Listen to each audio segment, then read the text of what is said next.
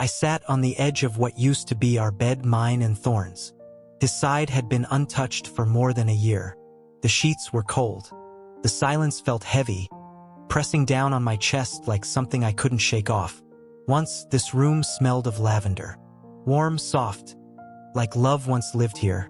Now, it only smelled of emptiness. Of something that used to be whole, and wasn't anymore.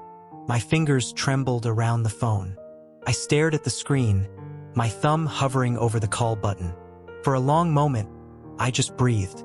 Then I pressed it. The line barely rang before his voice came through. Deep, sharp, restrained.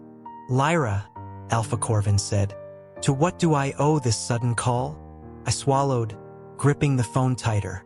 "I need your help," I said quietly. "I need you to come get me out of Moonveil Pack. I'll be ready once the Elder finalizes everything."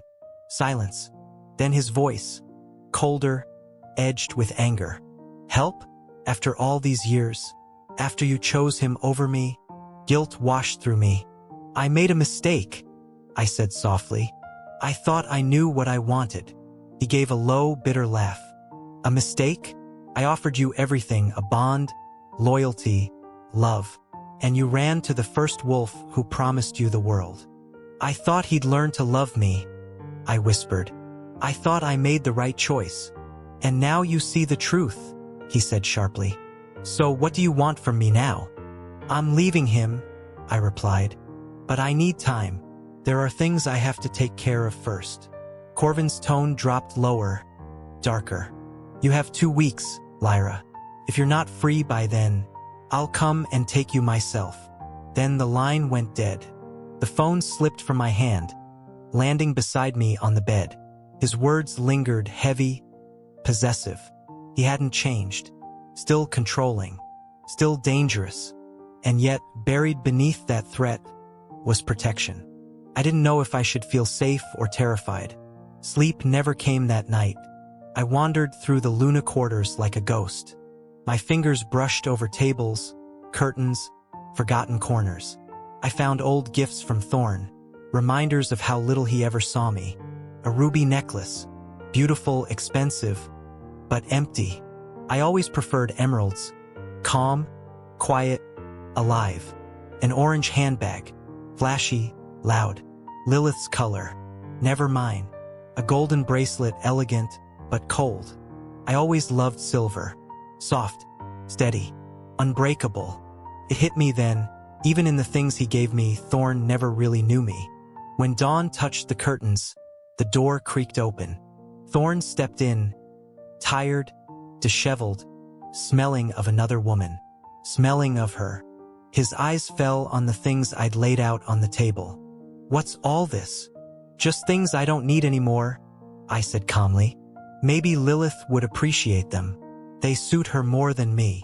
He didn't argue, didn't apologize, just nodded like it meant nothing. Then came the crash. We both turned. Lilith stood near the wall, eyes wide, staring down at the broken frame of our wedding photo. The glass shattered across the floor. "Oh no!" she gasped softly. "I didn't mean to break it." Thorne rushed to her, worry flooding his face. "Are you hurt?" She shook her head, her voice trembling. "Just startled." He pulled her close, holding her tight. "You're what matters most, Lilith. Nothing else." I stood there silent, still. The shards on the floor reflected the truth of our marriage. Broken, beyond repair. "It's fine," I murmured, kneeling to help. A piece of glass cut my finger. Blood welled up. I didn't stop. When I looked up, I caught the faintest glimmer in Lilith's eyes. A flash of satisfaction behind her tears. "Alpha," she whispered sweetly. "I don't feel safe being alone tonight. Could I stay here?"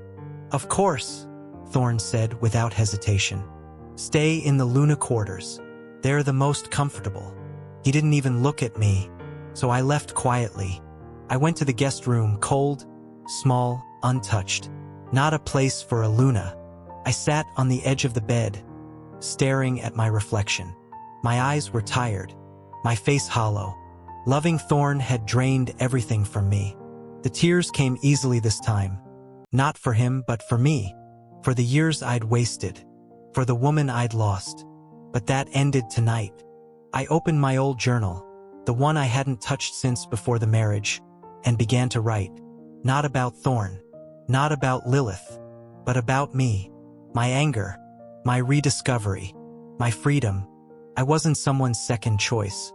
I was going to be my own first.